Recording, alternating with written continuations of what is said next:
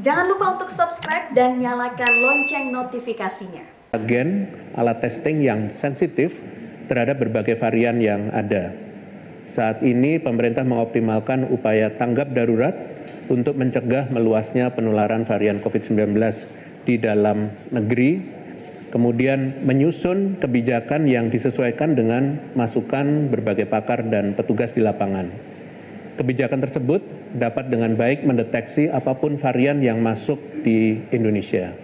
Hal ini mengingat masa karantina 10 sampai dengan 14 hari dinilai cukup untuk memonitor peluang perkembangan gejala selama masa inkubasi serta tes ulang PCR 2 kali untuk benar-benar mengkonfirmasi seseorang positif atau tidak.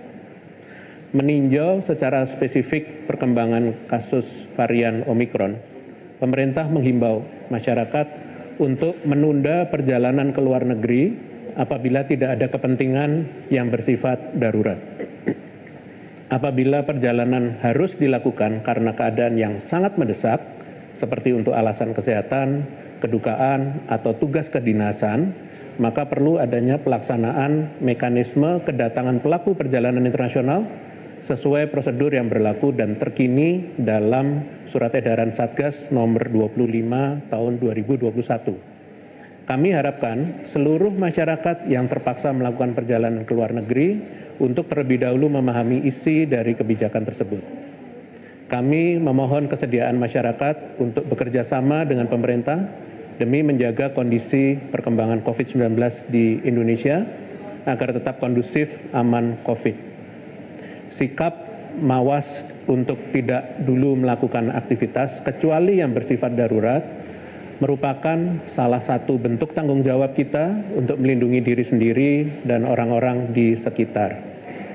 Saya yakin bahwa seluruh elemen masyarakat berharap Indonesia tidak akan mengalami lonjakan kasus, utamanya menjelang periode Nataru ini. Kenaikan kasus akibat kemunculan varian baru hanya dapat dicegah apabila kita dapat menerapkan protokol kesehatan secara ketat dan menekan mobilitas yang tidak bersifat penting. Mari kita sebagai bangsa secara kolektif mencegah lonjakan COVID-19 di tahun 2022. Selanjutnya saya akan menyampaikan upaya mencegah terjadinya gelombang ketiga pasca Nataru. Seperti yang saya sampaikan pada konferensi pers beberapa waktu lalu, data menunjukkan bahwa Indonesia belum pernah berhasil melewati periode libur panjang tanpa mengalami kenaikan kasus. Untuk itu, penting untuk mempertahankan kondisi pandemi Indonesia yang saat ini cenderung terkendali, yang dicapai setelah kita bersusah payah menurunkan lonjakan kedua.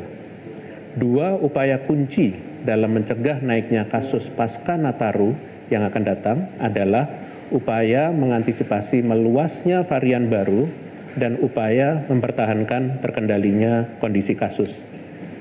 Upaya mengantisipasi meluasnya varian baru dilakukan melalui berbagai kebijakan perjalanan internasional.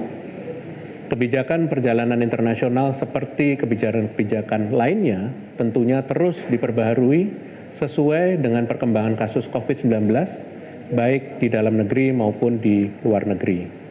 Adapun kebijakan yang berlaku tentunya semata-mata diberlakukan untuk mencegah meningkatnya kasus COVID-19 di Indonesia dan masuknya importasi kasus terutama dari varian-varian mutasi, terlebih varian yang karakteristiknya lebih menular seperti pengalaman dengan varian Delta.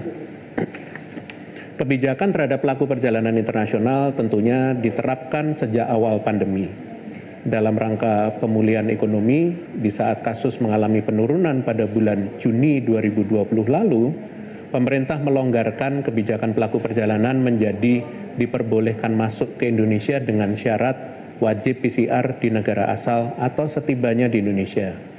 Namun, ketika varian Alpha pertama kali ditemukan di Inggris dan menjadi varian of concern, Indonesia kembali siaga dengan memperbaharui kebijakan pertanggal 22 Desember 2020, yaitu pelarangan pelaku perjalanan dari Inggris untuk masuk ke Indonesia.